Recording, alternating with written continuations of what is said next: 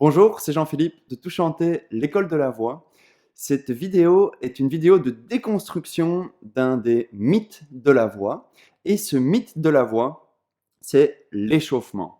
Donc, quand on est chanteur, la plupart des chanteurs pensent qu'avant de s'entraîner, avant de faire un concert, avant de faire une répétition, c'est nécessaire et obligatoire de faire un échauffement de 10-15 minutes et qu'avant d'avoir fait un échauffement comme celui-là, on n'est pas prêt à commencer sa répétition ou à faire son concert.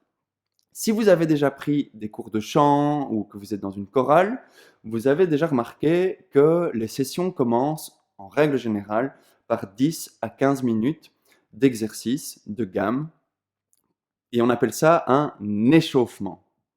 Alors, cette vidéo est faite pour vous rassurer. Si vous ne passez pas 10 minutes à 15 minutes d'exercice avant de travailler un morceau que vous travaillez pour l'instant, je vous rassure tout de suite, vous n'êtes ni un scélérat, ni une ordure, parce que ça n'est pas obligatoire. Pourquoi ça n'est pas obligatoire? Tout simplement parce que les cordes vocales sont à plus ou moins 36,5-37 degrés Celsius en toutes circonstances. Le fait de faire des exercices ou de faire ce que vous avez envie avant de chanter ne va pas changer la température de vos cordes vocales. Bien sûr, si vous venez de vous lever, que votre voix est encore un petit peu comme ça, parce que vos cordes vocales se sont bien asséchées pendant la nuit avec l'air qui passait à travers votre trachée, et que quand vous vous réveillez, les cordes vocales produisent un peu plus de mucus pour réhumidifier tout ça, c'est sûr que vous n'êtes pas prêt à faire votre chanson la plus difficile en sautant de votre lit. Mais une fois que vous êtes debout, que vous avez pris votre douche, que vous avez bu un petit café, que vous avez parlé un petit peu ou appelé votre maman ou votre copine, ben là, vous êtes déjà prêt à pouvoir totalement vous entraîner. Beaucoup de chanteurs peuvent monter sur scène sans échauffement et faire le meilleur concert de leur vie parce qu'ils connaissent bien leur technique, ils connaissent les muscles qui interagissent dans le soutien, ils savent comment utiliser le twang, ils savent quel son ils veulent faire, ils savent quelle couleur de son ils ont envie et ils savent exactement comment produire l'effet qu'ils ont envie de produire à tel endroit. Et comme ils connaissent très bien leur technique, qu'ils connaissent très bien leur corps, qu'ils connaissent leurs sensations, ils sont capables de s'ajuster en toutes circonstances pour produire le son qu'ils ont envie de produire. Chanter ne demande pas la même énergie tous les jours. Par exemple, si hier vous avez bu 15 bières et que vous avez été vous coucher à 4 heures du matin, ça va vous demander plus d'énergie de chanter une chanson aujourd'hui que si vous aviez été vous coucher à 8 heures, que vous aviez mangé un repas sain avant d'aller vous coucher et que vous aviez pris le temps de vous réveiller dans un nuage de fleurs et que vous êtes le plus confortable du monde aujourd'hui dans votre corps.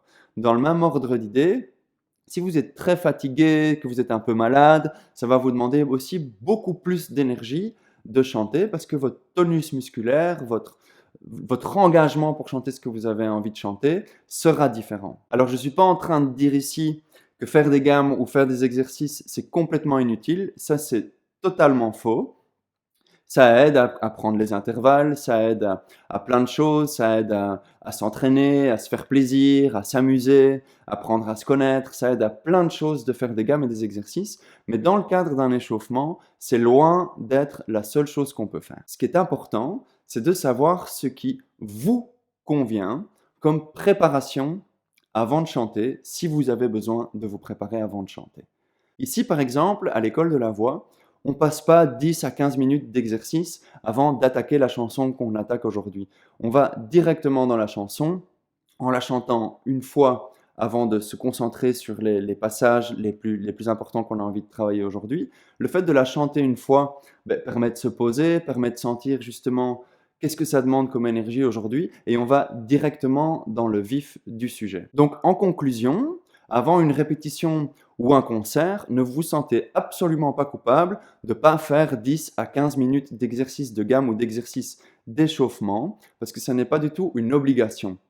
Par contre, ce qui est important, c'est que vous sachiez ce qui vous correspond en termes de préparation, par exemple avant un concert.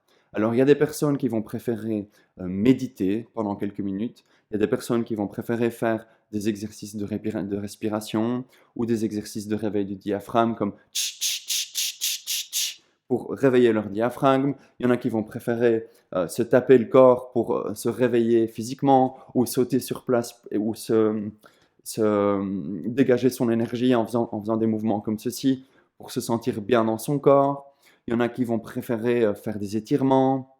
Il y en a qui vont préférer faire des gammes parce que c'est comme ça qu'ils se sentent bien. En ayant fait quelques gammes, ça les met en confiance. Ils arrivent à sentir leur corps aujourd'hui et l'engagement qu'ils vont devoir donner pour chanter ce qu'ils ont à chanter. On est tous différents. Il y a des personnes qui vont être très, très, très, très, très stressées avant un concert et bouger beaucoup, ça va leur faire du bien. Il y en a d'autres qui sont aussi très, très, très, très, très stressés et ce qu'ils vont préférer, c'est faire des petits sons tout doux, réfléchir à leur respiration et tout ça. Chacun est différent et chacun a besoin de ce dont il a besoin et il n'y a que vous qui pouvez décider et choisir de ce dont vous avez besoin pour vous préparer à chanter. Ce qui est important, c'est pas de savoir quels sont les bons outils pour s'échauffer. Ce qui est important, c'est de savoir quels sont les bons outils pour s'entraîner.